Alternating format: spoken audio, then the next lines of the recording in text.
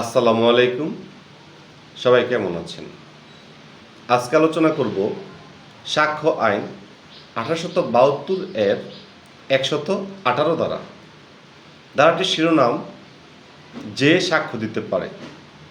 সাক্ষ্য আইনে সাক্ষ্য দেওয়ার জন্য কোনো ব্যক্তির নির্দিষ্ট কোনো বয়সের সীমারেখা নেই। কে সাক্ষ্য দিতে পারবে?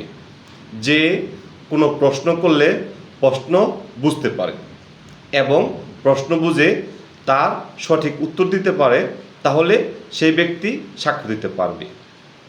কোনো ব্যক্তি যদি শিশু বা অতিবয়স্ক বা মানসিক ব্যাধিতে আক্রান্ত হয়েও সে প্রশ্ন বুঝে এবং সঠিক উত্তর দিতে পারে, তাহলে সেই ব্যক্তি সাক্ষ্য দেওয়ার যোগ্য ব্যক্তি হিসাবে বিবেচিত হবে। অর্থাৎ এখানে সাক্ষ্য আইনের কোনো বয়সের সীমারেখা নেই। যদি কেউ প্রশ্ন বুঝে যে বিষয়টা সম্পর্কে প্রশ্ন করা হয়েছে সেই বিষয়ের উত্তর দিতে পারে, তাহলে সেই ব্যক্তি যোগ্য সাক্ষী এবং তার সাক্ষীটা নেওয়া যাবে।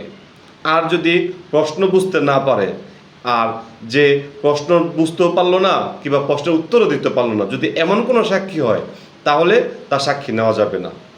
অতএব সাক্ষ্য আইনে সাক্ষ্য দেওয়ার জন্য যোগ্য ব্যক্তি হলো তার বোধগম্য ক্ষমতা থাকতে হবে, বুঝার ক্ষমতা থাকতে হবে, এমনকি তাকে প্রশ্ন করলে প্রশ্নটা বুঝার জন্য যেই সক্ষমতা দরকার সেটা থাকতে হবে এবং উত্তর দেওয়ার জন্য তার নির্দিষ্ট সক্ষমতা থাকতে হবে।